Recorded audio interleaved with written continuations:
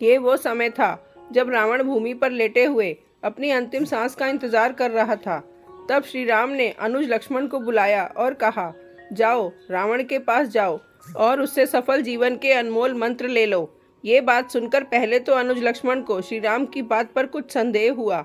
वो समझ नहीं पा रहा था कि आखिरकार एक दुश्मन से सफलता का क्या पाठ मिलेगा, लेकिन ज्येष्ठ भ्राता के आदेश को लक्ष्मण नकार नहीं सकते थे और आखिरकार वे रावण के सिर के पास जाकर खड़े हो गए। रावण काफी कठिन हालात में श्वास ले रहा था और सिर के पास खड़ा लक्ष्मण उसे काफी ध्यान से देख रहा था और प्रतीक्षा कर रहा था कि कब वो कुछ बोले, लेकिन रावण ने अपने मुख से एक भी शब्द न कहा और निराश होकर लक्ष्मण अपने भाई श्री राम के पास लौटा और कहा कि रावण तो कुछ कह ही नहीं रहे। तब श्री राम मुस्कुराए और बोले, जब हमें किसी से शिक्षा प्राप्त करनी हो तो कभी भी उसके सिर के पास खड़े नहीं होना चाहिए। जाओ रावण के चरणों के पास जाकर हाथ जोड़कर प्रार्थना करो, वे तुम्हें सफलता की कुंजी अवश्य प्रदान करेंगे। श्री राम के ये वचन सुनकर लक्ष्मण को अचंभा हुआ, लेकिन आज्ञानुसार उसने ठीक वैसा ही किया जैसा प्रभु चाहते थे। वो राक्षस राजा रावण के चरणों के समीप गया, हाथ जोड़े और आग्रह किया कि रावण उन्हें सफल जीवन के मंत्र प्रदान करे।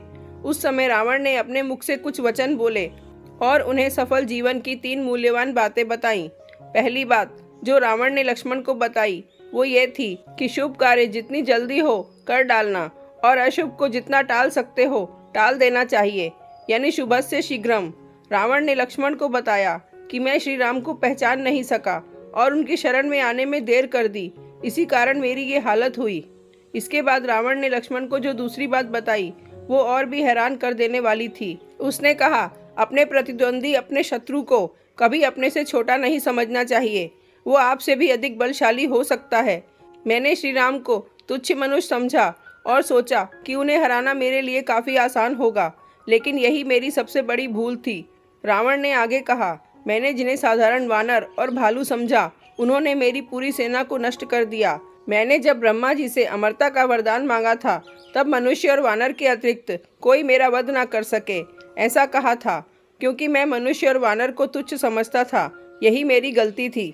रावण ने लक्ष्मण को तीसरी और अंतिम बात ये बताई कि अपने जीवन का कोई राज हो तो उसे किसी को भी नहीं बताना चाहिए।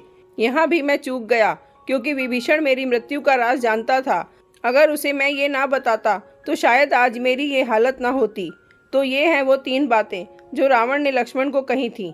ये वही बातें हैं जिनकी वजह से रावण हार गया और गलती कर गया था।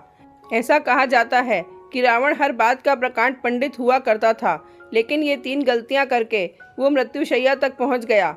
आज भी ये 3 बातें उतनी ही कारगर हैं, इसलिए हमें इन 3 बातों का ध्यान अपने जीवन में अवश्य रखना चाहिए।